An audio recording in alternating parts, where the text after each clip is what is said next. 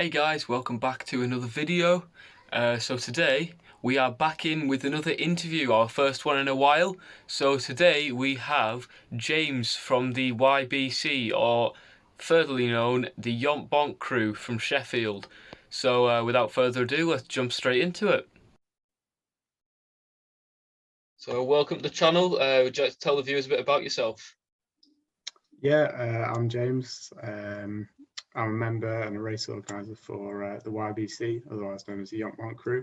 We're based in Sheffield, been organising events for about a year and a bit now. And over that time, we've really grown as a cycling club and as an event organising club as well. But yeah, with this weekend we've got Nick's big race, which is a race in memory of one of our organisers' good mates who passed away. So it's a 2-day, 3-stage race in Yorkshire, which I believe you're racing. Yes, we are. Yeah, we're all looking forward to it. Right. So how did the Yont Bonk crew start and become what it is today? So we essentially started just because it was like the ride group. You know, you got a few mates you ride with, and Yeah. with clubs in Sheffield, we've got 4 or 5 clubs, but none of them really cater for racing cyclists. So we were just riding this group, and the name actually came from basically a group chat, and it was all just a bit of a laugh. And the reason we affiliated as a club was because in 2021, when we were coming out of COVID, BC said if you're an affiliated club, you can ride in. I think it was like groups up to 15. So we're like, all right, then we'll do that. And we affiliated, and since then it's just been like a massive growth in the amount of riders we got in the club, what we do. But then also, we wanted more racing in Sheffield, so we were like, right, we're going to put on some crits, and we did. We put on a 4-week crit series, which went on really well. We were selling out races, got really good attention. And then from that, we just wanted to put on more races. So at the start of this year, we organised the Peaks 2-Day, which is quite quickly built up a bit of a name for itself. It's really hard early season race, similar to the one this weekend. So 2 days, 3 stages, just brutal racing in the Peak District. And now we've got our second stage race. We've just finished our crit series, which is 5 weeks this year. We called it a super series, and it had all sorts of sort of fun features to it. And we've got a cross race coming up. It's all still growing quite quickly. So it was all more just a spot of genius that it came about then, really.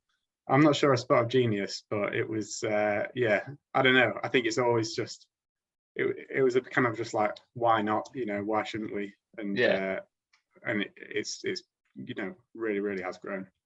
So obviously from like being younger, growing up cycling and stuff, doing stuff like Trevor's training and all the stuff North Mid's youth squad. Yeah. What was your background with all of that, with the sport? So I when I was like 5 or whatever, saw the tour on the telly and was like, right, I'm doing that one day. And ever since, all I wanted to do was ride bikes. Like, my dad's not a cyclist. There was no one that really got me into it. It was just seeing it, and I wanted to do that. And so I was always on a bike, and I started doing cycle speedway. Don't know if you heard of that. It's like 50-meter gravel track, no brakes, no gears, just like these weird bikes, and you're just bombing around this track for 4 laps. So I got into that, and one of the guys who ran that, a guy called Rob Mace, who used to work for British Cycling, he was great. He used to take us to the velodrome. He took us to like the BMX track at Manchester Velodrome as well. We did all these like trips with him, but he also got us onto the road bikes. And that's when he introduced me to Trevor. So Trevor Tennick, he's used to run North Midlands Youth Squad in Sheffield, which I sort of trained with for years. And it was all just like enjoying it. I always used to get lapped in races, like was always rubbish. But just always turned up. And then I started to take a little bit more seriously as I got into my like youth A years, and then joined a race team in junior, and did a year of racing, a bit less than that because of COVID. And then this year I signed for Cycling Sheffield, so a really great elite development team run by Dave Coulson, which I really wanted to get onto, and was really pleased to. Unfortunately, after getting COVID early on and then getting a knee injury a few months ago. I've done nearly no racing this year, but so I still get to be involved in the sport with our events and stuff, which is nice. But yeah, that's sort of how I got into it, and how I got to where I am now. So it's really just a story of you've come from just enjoying the sport to where you are now, and that's exactly, all that's really happened. You know, the amount of kids that I would have used to race with when I was doing the White Rose Youth League when I was like, 9, in the amount of them riding now is, I could probably name 2. So it's always just been about enjoyment, and the day I stop enjoying it, I won't quit straight away. But it's I just really like the sport, and the whole event side of things. It started from just doing that Daft Crit series, which got it was great racing. It got loads of attention, but we were like, there's no racing in Sheffield. We've got these beautiful roads around the Peak District. We've got a crit circuit local, all these great parts of cyclocross, and there's no racing. So it's like, how can we make that happen? So we're just doing it ourselves, and now it's not just about bringing racing to Sheffield. It's about making it the best place to race, and it's all just sort of passion projects almost. Yeah. So going at the really good questions now. What is your go-to cafe order? Double espresso. Pick that up from being a cyclist, obviously. I don't know. When I used to go on my club runs when I was younger, in my local club, you'd always catch me get like a full English, like every ride, and everyone would be like, "You gonna get cramp?" Like, now I'm banging a full English. So now, I'm sometimes a little bit more reserved, and maybe some more nutritional foods. I like maybe a flapjack or something is what I'm going to now, or I don't know. Just I like to change it up every now and again as well. But something snacky, a coffee, and if we're out for a long one, probably a meal, like something on toast. I don't know. So obviously on your Instagram stuff like that, you see all this stuff like you guys constantly going to is it Pina? Oh yeah, so Pina is a sponsor of Cycling Sheffield, run by a guy called Joe Cribley. He's great, and can't get enough of it. Like we through the team, we do these social rides, and Dave will follow in the car, and it's like a proper good laugh, and then there's like mega food. So we're all sort of locals to Pina. Yeah. So obviously earlier you mentioned the Nick's big race. So do you want to tell the viewers a bit more about that? Obviously you said about your friend Nick that sadly passed away, but do you want to tell them a bit about what the race is in itself? So Nick Clayton was a good friend of my mate Eugene Cross, who I organise these races with. So Eugene actually tried to organise this race last year, and because of a number of sort of things that happened, it just meant postponing it a year. But the Peaks 2-day back in March was originally supposed to be called Tour of Bradfield. So Bradfield's an area near us which is like renowned for these mega road cycling, proper brutal, and there's a race course there already, and we were trying to get another one risk assessed, but there was no roads that sort of met the criteria, so that's why it became the Peaks 2-day. But when I sort of mentioned it to BC and pitched it, and talked to the usual lot about it, everyone started saying to me, "You need to speak to this guy Eugene, because he's tried to do the exact same thing." So I finally got in touch with him through a friend of a friend, and it was like almost straight away we're like, right, we'll organise these together, which has been great, because the workload is huge, and I don't think either of these races would be happening if we hadn't sort of partnered up on that. But so Nick Clayton was a good friend of Eugene's, and he sadly passed away a couple of years ago, and this race is sort of in memory of Nick. I'm sure we'll be putting out a little bit more about Nick on our social medias in the coming days.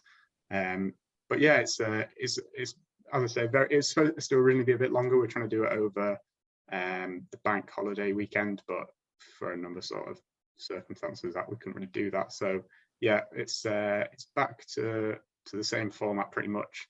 The only difference is last time the time trial was on the first day. Now it's on the second day, so mixed up a little bit.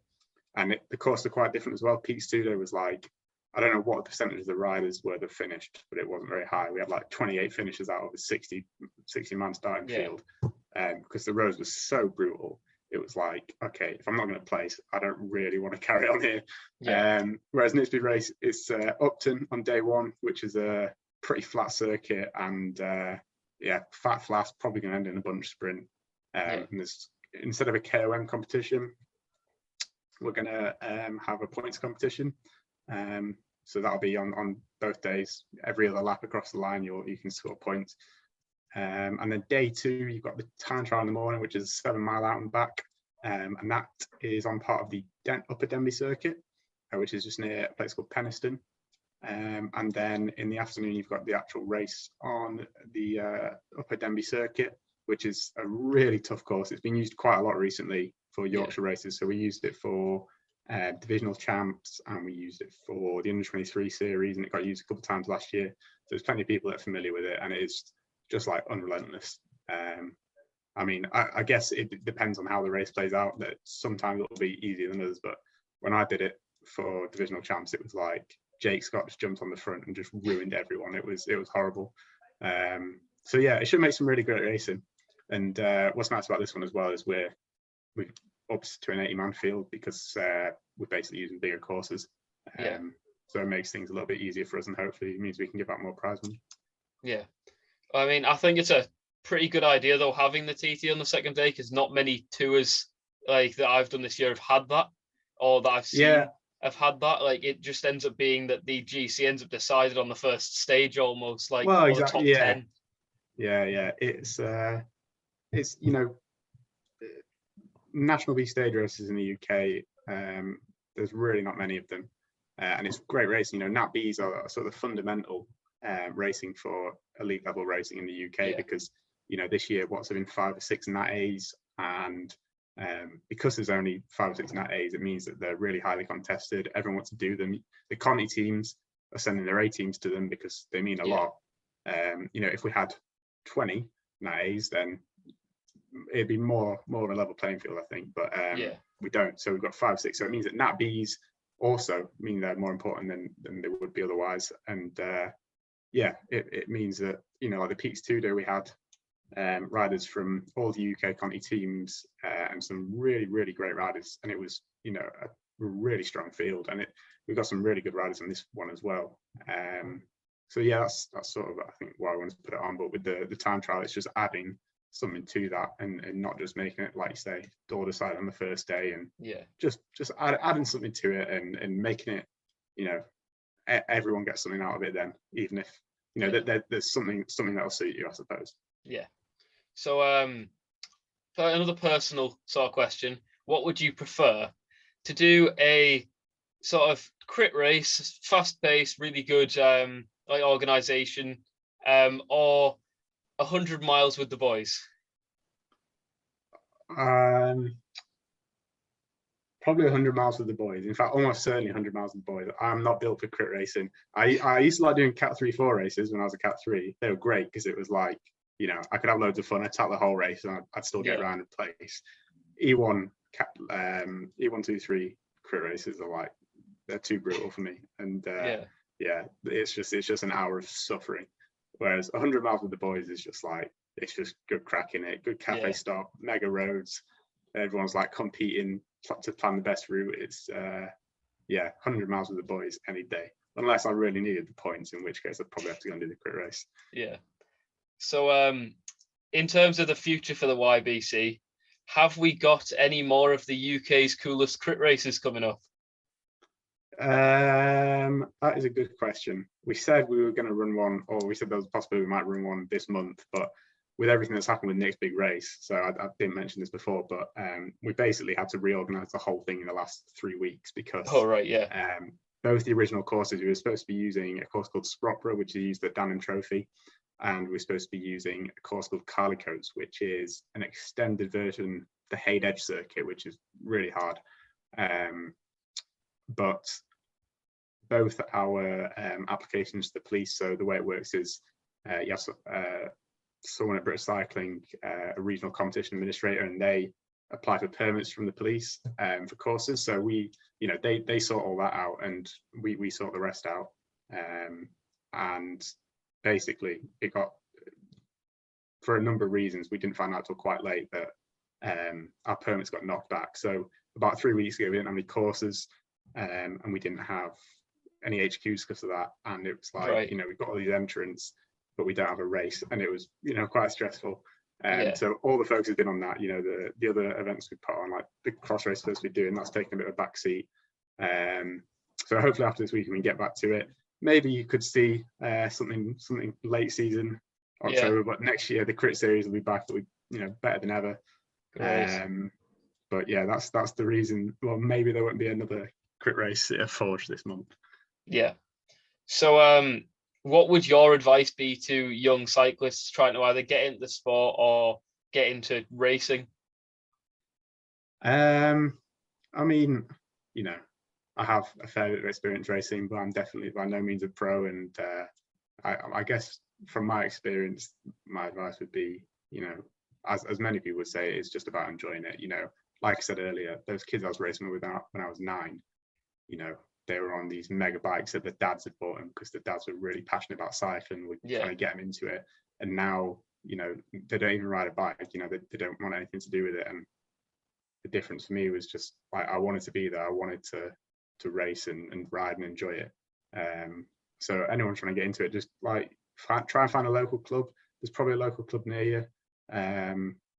If not, there's probably guys like a uni group or something you can tap into where you can find people to ride with, utilize social media and all that. And if you're trying to get into racing, then just sign up for a 3-4 crit or a Cat 4 crit, and you'll probably have quite a lot of fun.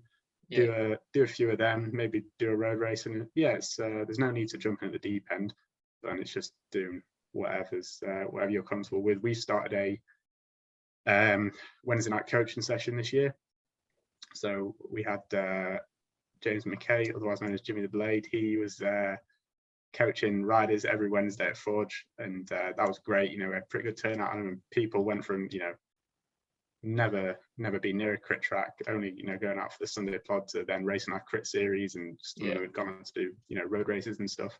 So there might be stuff like that near you, but yeah, I think it's just about find what you enjoy and just doing it. And yeah, you have to sort of push your limits a little bit to try a new thing, but yeah, don't dive straight into a 3-4 road race if you've never raced before, I say. Right. So you'd mentioned to me before that you're planning on putting on a sportive. So would you like to tell the viewers a bit more about that? Yeah, I will plug that. So that's a charity sportive. It's actually through Cycling Sheffield. Us as YBC, we're supporting it, and I'm working closely with Dave to organise it. So Cycling Sheffield as a team is supported almost exclusively by Sheffield businesses, and we also have a few connections with things like the Outdoor City, but also with the Sheffield Children's Hospital charity.